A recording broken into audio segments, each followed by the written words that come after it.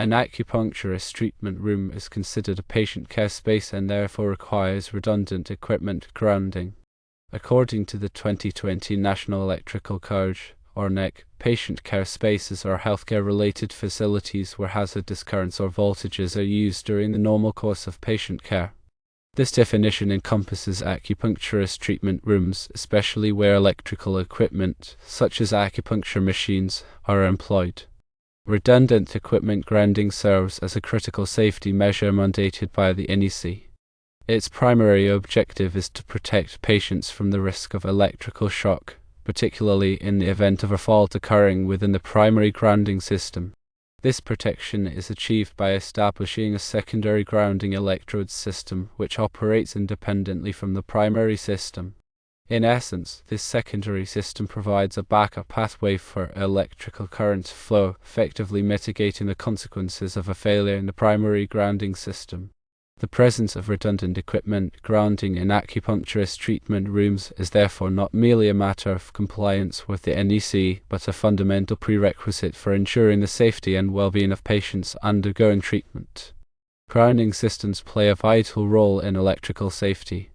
Their fundamental purpose is to provide a low-impedance path for fault currents to return to the source. This low-impedance path facilitates the rapid operation of overcurrent protective devices, such as circuit breakers and fuses, which then energize the circuit, thereby preventing electrical shock hazards and minimizing the risk of fire.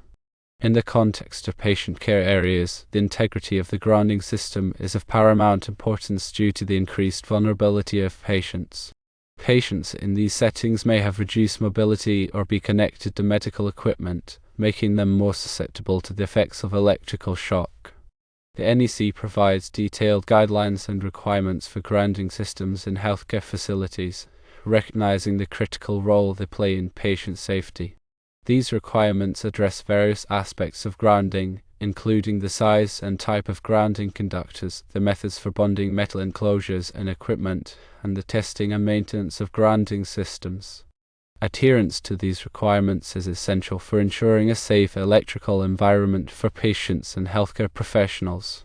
Redundant grounding, as the name suggests, involves the installation of multiple grounding pathways to enhance the reliability and effectiveness of the grounding system. This redundancy is particularly important in patient care areas, where a single point of failure in the grounding system could have catastrophic consequences. The NEC mandates redundant grounding in these areas to minimize the risk of electrical shock and ensure that patients are adequately protected. There are several methods for achieving redundant grounding. Firstly, it involves the installation of a separate grounding electrode system that is independent of the primary grounding system. This secondary grounding electrode system provides an alternative path for fault currents to return to the source in the event of a failure in the primary system. Secondly, it is done through the use of multiple grounding conductors connected to different points in the electrical system.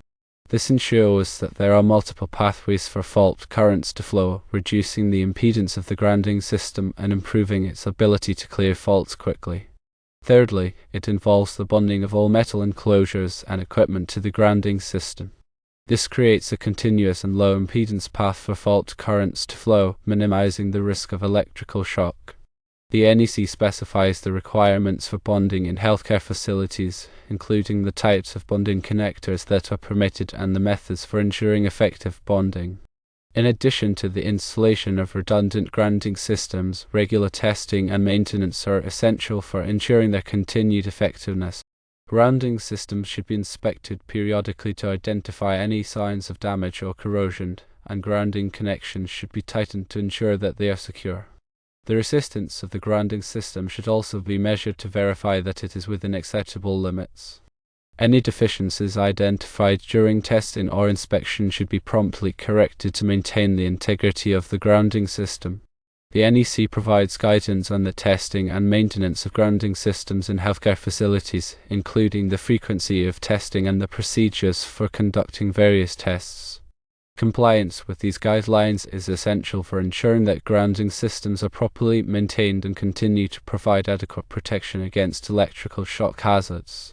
In summary, grounding systems play a critical role in electrical safety, particularly in patient care areas where patients are more vulnerable to the effects of electrical shock. The NEC mandates redundant grounding in these areas to minimize the risk of electrical shock and ensure that patients are adequately protected. Redundant grounding can be achieved through various methods, including the installation of separate grounding electrode systems, the use of multiple grounding conductors, and the bonding of all metal enclosures and equipment. Regular testing and maintenance are essential for ensuring the continued effectiveness of grounding systems. Understanding the requirements for grounding in patient care areas and implementing appropriate grounding practices is crucial for creating a safe electrical environment for patients and healthcare professionals. Let's delve deeper into the specific requirements outlined in the 2020 NEC related to grounding and electrical safety in healthcare facilities, particularly focusing on patient care spaces like an acupuncturist treatment room. Article 517 of the NEC is dedicated to healthcare facilities. It provides comprehensive guidelines for electrical installations in these environments, recognizing the unique safety considerations due to the presence of patients and sensitive medical equipment. Within Article 517, specific sections address grounding and bonding requirement. Section 517.13, for example, often deals with the grounding of electrical equipment in patient care vicinities. It typically mandates the use of an equipment grounding conductor run with the circuit conductors to ensure a low impedance ground fault current path. This is a fundamental requirement for all electrical circuits, but is especially critical in healthcare settings. The NEC emphasizes the importance of a reliable grounding system to minimize voltage differences between conductive surfaces that could be touched by a patient or healthcare worker. This is known as equipotential bonding. By bonding all exposed metal surfaces together, including electrical equipment enclosures, metal conduits, and even metal door frames, the NEC aims to create an environment where there are no significant voltage gradients that could cause electrical shock. This bonding is typically achieved using grounding conductors of appropriate size and ampacity connected to a common grounding point. The size of the grounding conductors is determined based on the size of the circuit conductors, as specified in NEC Table 250.122. It's crucial to ensure that the grounding conductors are adequately sized to handle the maximum fault current that could occur in the circuit. Improperly sized grounding conductors can overheat and fail, rendering the grounding system ineffective. The concept of redundant grounding, while not always explicitly labeled as such in the NEC, is often achieved through multiple grounding pathways and supplementary bonding. For example, in critical care areas, the NEC might require additional grounding measures such as the use of a separate grounding busbar dedicated to grounding sensitive electronic equipment. This busbar is then connected to the main grounding electrode system via a dedicated grounding conductor. This provides an extra layer of protection against electrical noise and ground loops, which can interfere with the operation of medical equipment. Furthermore, the NEC addresses the grounding of specific types of equipment used in healthcare facilities, such as X-ray machines and other diagnostic imaging equipment. These devices often have unique grounding requirements due to the high voltages and currents involved. The NEC provides specific guidelines for grounding these types of equipment to ensure safe operation. In addition to the requirements for grounding electrical equipment, the NEC also addresses the grounding of the building's metal structure. This is typically achieved by connecting the building's steel framework to the grounding electrode system. This helps to minimize voltage differences between the building's metal structure and the electrical grounding system. The grounding electrode system itself must meet specific requirements outlined in NEC Article 250. This article specifies the types of grounding electrodes that are permitted, such as ground rods, ground plates, and metal underground water pipes. The grounding electrode system must have a sufficiently low impedance to ground to ensure that fault currents can be safely dissipated. The NEC also requires that the grounding electrode system be tested periodically to verify its effectiveness. The testing is typically performed using a ground resistance tester, which measures the resistance between the grounding electrode system and the earth. If the resistance is too high, it indicates that the grounding electrode system is not functioning properly and needs to be repaired or replaced. It's important to note that the requirements for grounding in healthcare facilities can be complex and vary depending on the specific type of facility and the types of equipment used. Therefore, it's essential to consult with a qualified electrical engineer or electrician who is familiar with the NEC requirements for healthcare facilities to ensure that the electrical system is properly grounded and bonded.